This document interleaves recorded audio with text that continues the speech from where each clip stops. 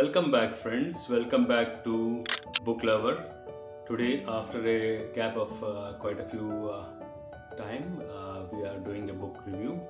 Today, we will do a book review for this book. The name of the book is The Street Lawyer by John Grisham. John Grisham is my favorite author. I started reading John Grisham when I was in college. I used to buy that books on the street. I remember collecting money and getting that book. It used to come around some small amount, but it used to give me immense pleasure. The first book I read of John Grisham was The Painted House. The Painted House still remains my favorite. But today we are going to talk about John Grisham, and then we are going to talk about this particular book. Now, who is John Grisham? John Grisham is a author, a legal thriller writer. Most of his books are centered around legal thrillers. Then he is also a lawyer. He is also a former member of the Mississippi House of Representatives. John Grisham has the ability to take you into the story to the last detail and get you back from it. He will narrate the story in such a way that as if you are in that story. That is the beauty of John Grisham. Anybody who wants to start reading, my recommendation is to start reading novel of John Grisham, especially The Painted House. But today we will do the review of Street Lawyer. John Grisham's first book was a book called A Time to Kill. That was his first book, which came out in 1989 something. The first edition of this book came out in 1998. This book. When I first started reading this book, I had no idea about what this book is about. This book was first published in 1989. This book is about homelessness in America. Today is 2024, and as per the reports, like this one here, it says there were close to 650,000 homeless people in America in the year 2023. Homelessness is a challenge not only for America but also for India. But it's strange that a whole world will talk about India's poverty and homelessness, but very few take the just honest line and be honest with themselves when they speak about problems on all quarters of the earth, on all places of the earth. In this book, we will now look at the book from a reader's perspective. The following characters in the book. The one is called Michael Brock. Michael Brock is a person who is a lawyer. He is working in a very nice firm, and he ends up into a trauma where he finds himself pulled into an trauma situation of homeless people, and he ends up fighting for their cause. And there is one more character called Mordecai, and he is also working for the homeless people. There is a death in the particular novel, and this novel walks you through the pain, problems, and the issues of the homeless people in America.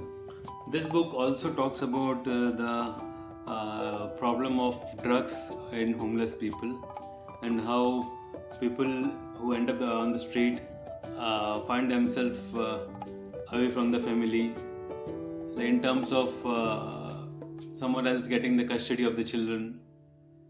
Basically, this book will make you travel across all facets of the life of a lawyer. This book will don't be under the impression that this book will make for sad reading.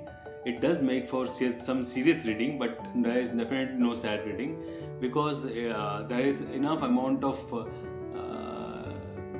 energy in the book to pull you across. For example, there are certain punchlines, certain examples, there are certain stories, certain comparisons which make the book interesting. This book starts with the death of a person who is homeless, who is referred as Mr. Then there is a lady who is about to lose the custody of the child, called Ruby. Then there is Claire Brock, who is Michael Brock's wife. There is a parallel story of him getting to know about the problems of the homeless people and him getting into a divorce. This is one of the few books of John Grisham where he has written a note regarding the homelessness issue.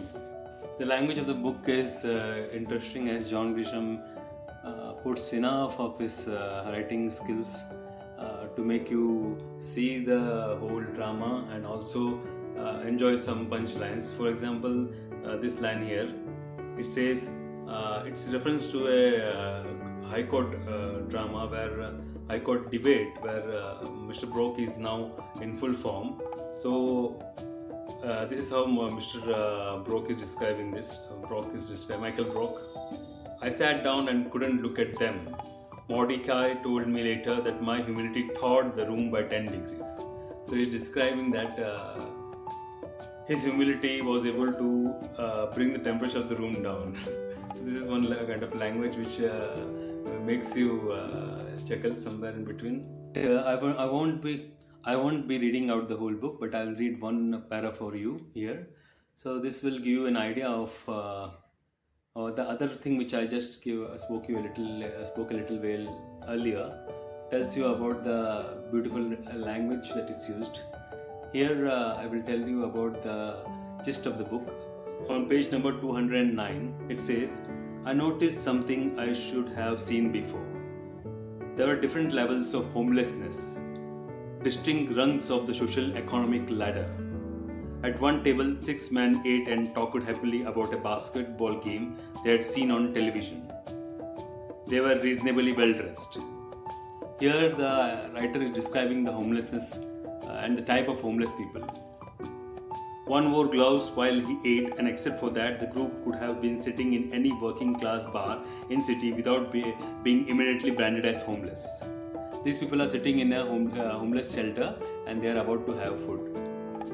Behind them, a hulking figure with thick sunglasses ate alone, handling the chicken with his fingers. He had rubber boots similar to one Mr. wore at the time of his death.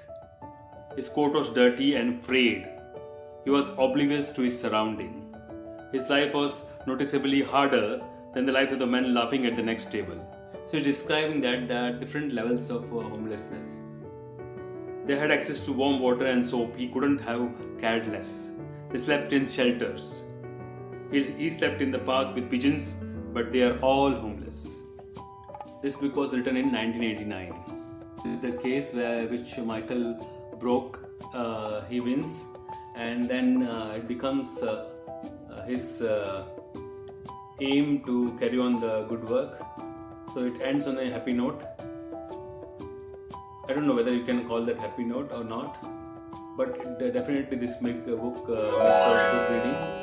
Highly recommended. Thank you for watching. See you again. Bye bye. Take care.